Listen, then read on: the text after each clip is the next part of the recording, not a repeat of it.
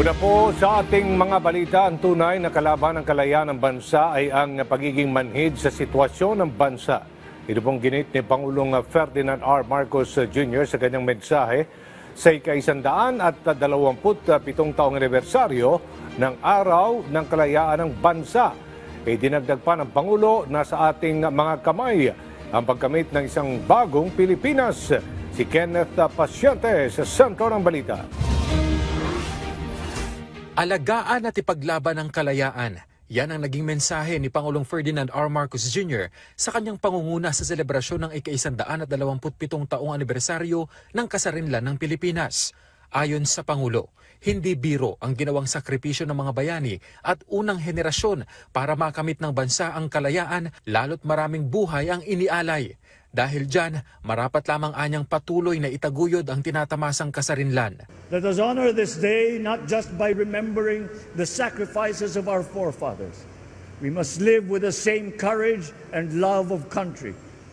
For freedom is not just something that we inherit, but a right that we must protect every single day.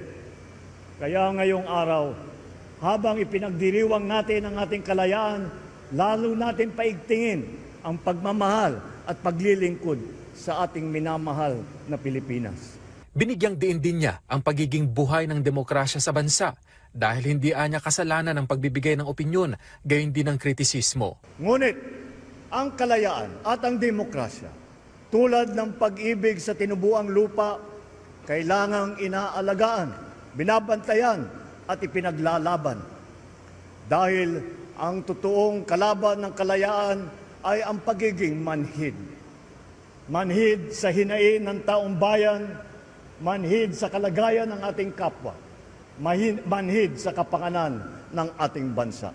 Kasabay niyan, hinimok ng Pangulo ang mga lingkod bayan na tuparin ang mga tungkulin para mapalaya ang taong bayan sa mga hamong kanilang kinaharap sa araw-araw. Pananagutan, yan ang sigaw ng sambayanan. Mula sa sirang tulay, kalsada, mahal na pagkain, kakulangan ng kuryente, ang nais ng taong bayan ay tunay na pagkilos at na pagserbisyo. Ang solusyon ay ang pagpapaginhawa ng buhay ng bawat isa. Bilisan ang pagtugon sa mga ngailangan ng ating mga kababayan, taasan ang kalidad ng serbisyo at iwasto ang ating pagkukulang. Pananagutan natin hindi lang ang mga umaabuso sa tungkulin, maging ang mga nagkukulang sa paglilingkod. Dahil mas madadama ng Pilipino ang kalayaan kung may pagkain sa hapag, may maayos na transportasyon, may gamot para sa mga may sakit, at may dignidad ang bawat manggagawa. Hinikayat din ng Pangulo ang publiko na maging mapanuri sa harap ng paglipanan ng fake news at misinformation.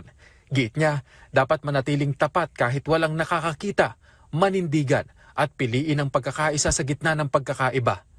Kanina pinangunahan ng Pangulo kasama si First Lady Liza Araneta Marcos, Ilocos Norte 1st District Representative Sandro Marcos, Joseph Simon at William Vincent Marcos ang pagtataas ng watawat ng Pilipinas sa Luneta. Nag-alay din ang Pangulo ng bulaklak sa bantayog ni Jose Rizal na isa sa mga lumaban para sa kasarinlan ng bansa. Si Senate President Francis Escudero ang nanguna sa pagdiriwang sa Barsawin Church sa Malolos, Bulacan, kung saan binigyang diin ng lider ng Senado ang kahalagahan ng pagkakaisa nating mga Pilipino. Si Defense Undersecretary Pablo Lorenzo ang nanguna sa aktibidad sa Mausoleo de los Veteranos de la Revolucion sa Manila North Cemetery, kung saan nakalagak ang mga labi ng mga veterano ng himagsikang Pilipino. Giit niya, patuloy na gumagawa ng hakbang ang pamahalaan para protektahan ang teritoryo ng Pilipinas, partikular na ang West Philippine Sea. Si Senador Loren Legarda naman ang dumalo sa pagdiriwang sa Pamintuan Mansion sa Angeles City, Pampanga. Ipinunto niya ang natatanging pagmamahal at kabayanihan ng ating mga bayani sa pagkamit ng kasarinlan. Nag-alay din ng bulaklak ang Sangguniang Panlunsod ng San Jose del Monte, Bulacan sa bantayog ni Gat Jose Rizal sa New Government Center bilang pakikiisa sa Araw ng Kalayaan. Sa San Juan City, pinangunahan ni San Juan City Representative Bel Zamora at San Juan City Mayor Francis Zamora ang selebrasyon sa Pinaglabanan Shrine, na saksi sa katapangan at kabayanihan ng ating mga ninuno dahil dito unang lumaban ng mga Katipunero sa pwersa ng mga Espanyol na naging hudyat ng revolusyon.